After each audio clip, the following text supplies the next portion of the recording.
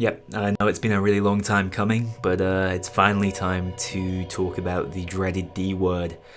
This drama's been around since Payday 2 released, and I think if I don't get it off my chest now, I never will. So I'm really sorry to tell everyone this, but going down in Payday 2, actually a pretty good strategy.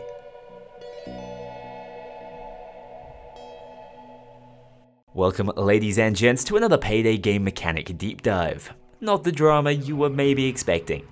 The only actual drama I've got to talk about today is the lesser known mechanic that secretly dictates the pace of our assault waves, and similar to my video on Threat last year, I'll be walking you guys through exactly how it works, and how that line in my intro may actually hold some water. In fact, proper handling of drama can actually make our lives easier, and is something often worth considering when playing on the game's hardest difficulties. Whilst I'd known of this mechanic for a while and was aware of how it was abused back in the day for virtually empty map completions, it was only when I started doing these solo challenge runs and accidentally farming drama that I noticed how much of a difference it can actually make when trying to get objectives done. As such, I was inspired to make this video. I do want to give a massive shout out to the Long Guide for as ever being my chosen source of accurate Payday 2 information, as well as the YouTuber Unknown Knight. He makes amazing guides and covered drama long before I managed to get to it, even detailing how drama could really be abused back in the day to help with death sentence clears. That was all changed when Update 1.8.1 removed fade abuse by limiting its max duration, but the importance of drama still persists. So before I dive into explaining how drama itself functions, it's first necessary to have a solid understanding of how assaults in Payday 2 actually work. Do keep in mind that assaults themselves vary depending on a number of factors, including the set difficulty and number of players present. Functionally, they are divided into 5 distinct phases, which you may be familiar with if you run a custom HUD or the better assault indicator you're seeing here. Each phase of the assault prescribes different behaviour to the cop AI, which you should be aware of. Additionally, the phases are tied to the music of the heist, with different sections of the track being played to indicate the overall pace you should expect from the gameplay.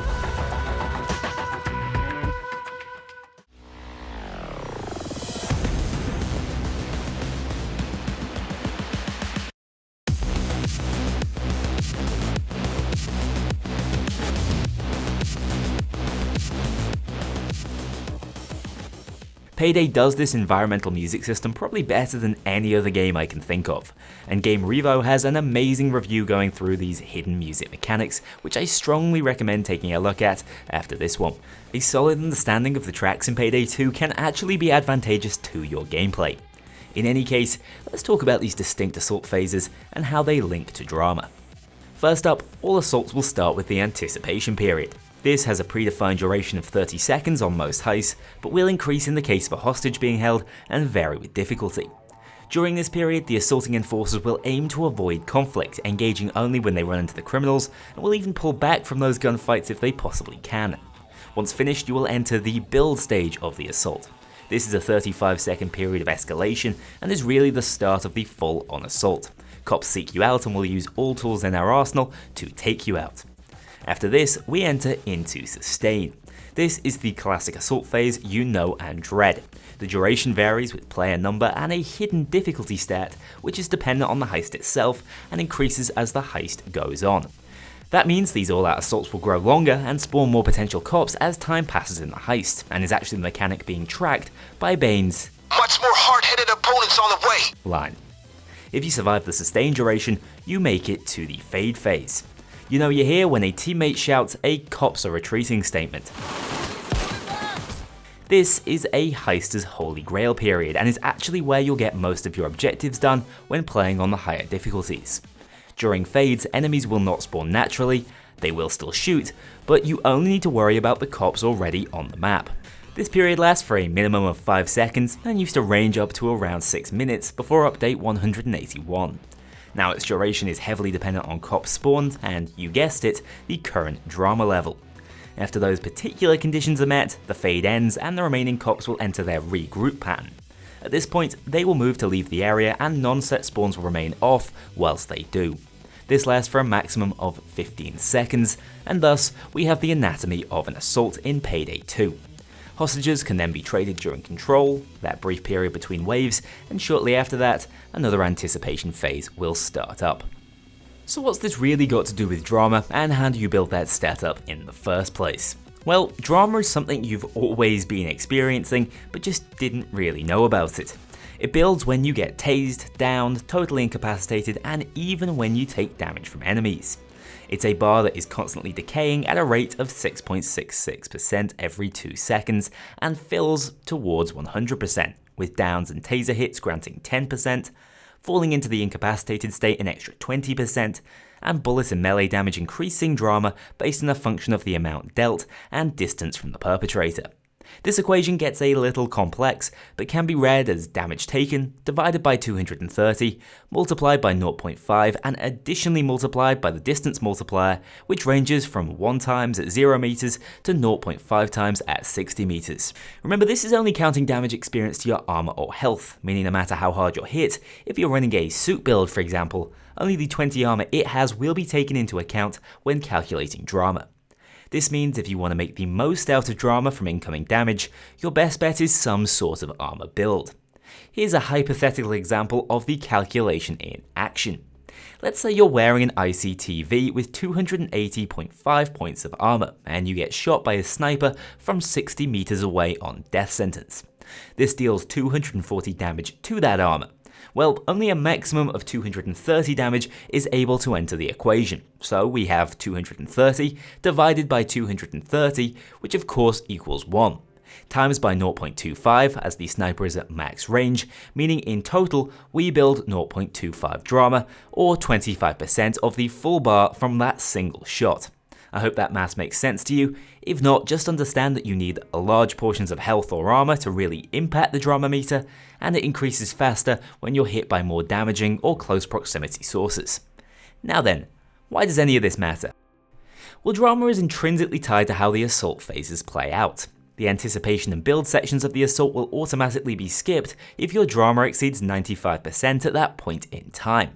Alternatively, if it falls below 25% during a fade, that fade will almost certainly end immediately.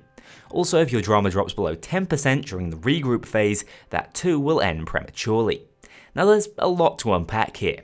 In general, because cops are quite passive during the anticipation phase, we don't want to skip it, so keeping drama lower at this point makes a lot of sense. The build section, however, is fine to skip when possible. The thing is, you don't really need to worry about keeping drama down at any point, as decay means sustaining 95% long enough to skip these stages is fairly tricky to do anyway. Instead, your focus should be on those fade and regroup timings. As we know, these are two of a heister's favourite moments during a heist where the pressure is seriously off. So we want to maintain them for as long as possible, and the way to do that is to keep drama as high as you can throughout. Yes, that means getting shot, tased, and downed can actually help the team if you're doing it at the right time. It used to be the case that you could sustain fades virtually infinitely, but after that was patched, you can now milk a maximum of 60 seconds out of the fade before it ends automatically. The easiest way to do this is simply by maintaining that high drama stat. So how do we incorporate drama into our gameplay? Well, first of all, Armor has some advantages as a deck due to this lesser known mechanic. Other perk decks don't tend to take the full damage, or do, but to a less renewable resource than Armor. Dodge, for example, is pretty bad at farming drama, unless you're one of those dodge players. Also, you should always try to focus on objectives during the anticipation stage of the heist. Not only so you don't overextend your drama and skip it, but also because it's one of the few times cops won't be actively seeking your head and should be used to create distance wherever possible. Finally, the fade is where you'll get the most joy as a heister on harder difficulties. This can be extended by playing aggressively during the period leading up to the end of the sustain portion of the assault. Don't overextend, but keep drama in mind and try to have one member of your team continue to engage the remaining cops to keep it above 25% for longer.